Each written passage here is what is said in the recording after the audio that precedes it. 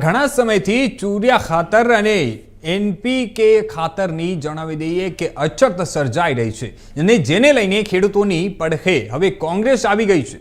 આજરોજ વલસાડ જિલ્લા કોંગ્રેસ કાર્યાલય ખાતેથી ખાતરોની અછતને લઈને જિલ્લા કલેક્ટર કચેરી સુધી રેલી યોજવામાં આવી છે।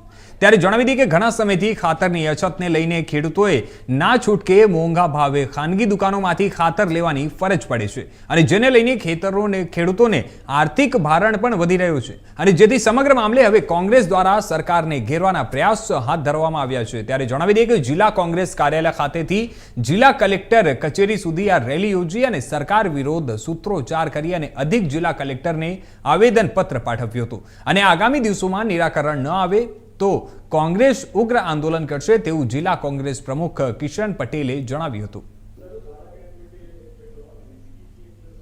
આપ બધા જાણો છો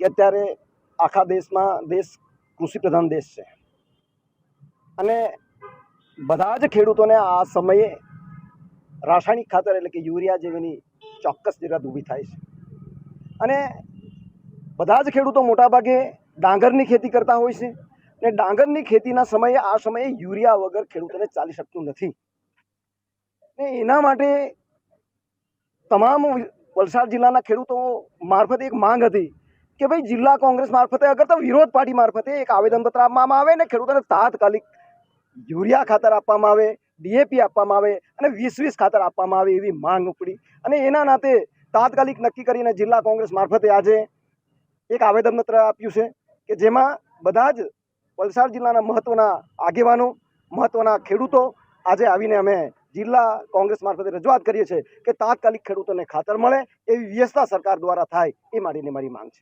યુરિયાની અછત કયા કારણોથી ઊભી થઈ છે, શું છે? આપ જાણો છો કે ગયા વખતે કરતાં આ વખતે 25% યુરિયા ખાતર આપવામાં આવે છે અને યુરિયા સામાન્ય રીતે ડાંગરની ખેતીમાં મહત્વનું છે।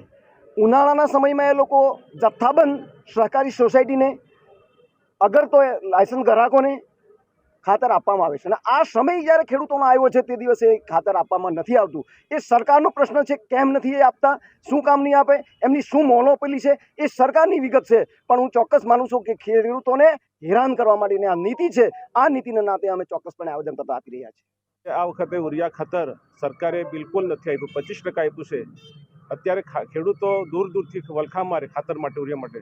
સિઝન છે યુરિયાની 20-20-013ની, ડીએપી તો છેલ્લા 1 વર્ષથી ડીએપી આવતું નથી એટલે સરકાર આ વખતે શું કરવા માંગતી છે તમને સમજ પડતી નથી।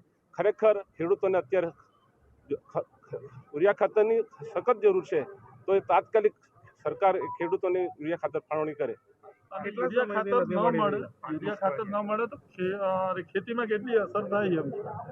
પાક જો આ રોપણી કરે પણ ખાતર જો નહીં નાખે તો પાક તદ્દન નિષ્ફળ જાય એટલે ખેડૂત તદ્દન પાયમાલ થાય એટલે ખેડૂતોને તાત્કાલિક યુરિયા ખાતર મળવું જોઈએ। કેટલા સમયથી નથી મળી રહ્યું યુરિયા ખાતર? કેટલા સમયથી નથી? 1 મહિનાથી યુરિયા ખાતર નથી મળતું, ખરી સિઝન છે અત્યારે।